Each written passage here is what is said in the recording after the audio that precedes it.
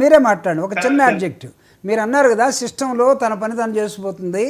తెనాల్లో 3 పిల్లల్ని 3rd degree వాడి రోడ్డు మీద కొడితే పోలీసులు ధర్నాలు జరిగి సంఘాలు కానీ లేకపోతే జగన్మోహన్ రెడ్డి గారు ప్రతిపక్ష నాయకుడుగా ప్రత్యక్షంగా వెళ్ళి అక్కడ ఓదార్పు యాత్ర లేకపోతే వాళ్ళతోటి మాట్లాడి వస్తే చట్టం తన పని చేసుకుంటుందా, లేకపోతే చట్టం మన చేతుల్లో ఉండి ఏ పని చేయకుండా ఒక్క ఎస్ఐని కానీ అక్కడ ఉన్నటువంటి కానిస్టేబుల్ని కానీ ఇంచు కూడా కదిలించలేకపోయారే మీరు ఇంత ప్రజా ఉద్యమం వస్తే?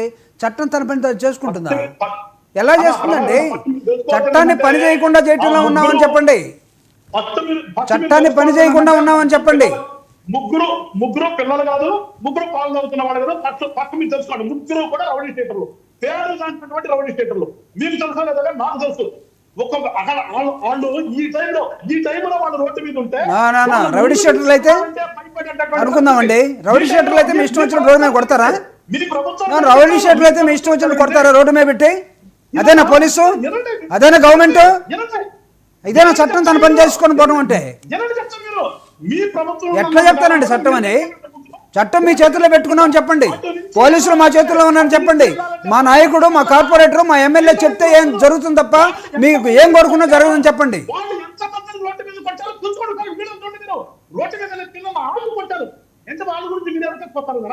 కాదు సార్, మీకు రిక్వెస్ట్ చేసి చెప్తున్నా నేను. వెంకటేశ్వర గారు, I'm requesting you, please listen my request. పొన్నూరులో నాగమల్లేశ్వరరావు అనే అతన్ని 4 కొడితే 4లో A4 A5 మీ ఆఫీసులో కూర్చొని మీటింగ్లు పెడుతున్నారండి టీడీపీ ఆఫీసులో. చట్టం తన పని ఎక్కడ చేస్తుంది? మీరు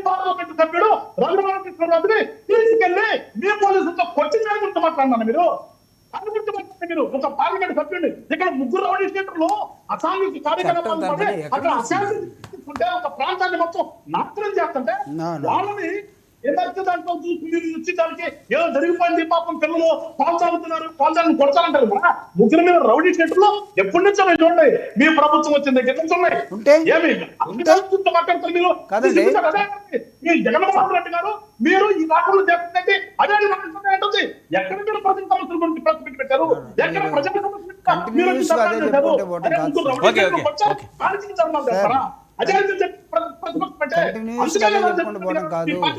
పోతుందనే కారణం కూడా లేదు కదా.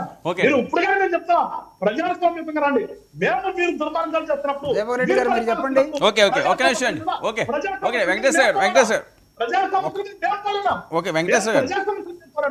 మీరు కూడా కొంతమందిని ఇబ్బంది పెట్టాల గురించి వచ్చి మీరు మన రోడ్డు మీద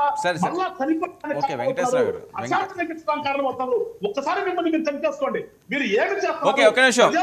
ఒక నిమిషం అండి. పురుషోత్తం రెడ్డి గారు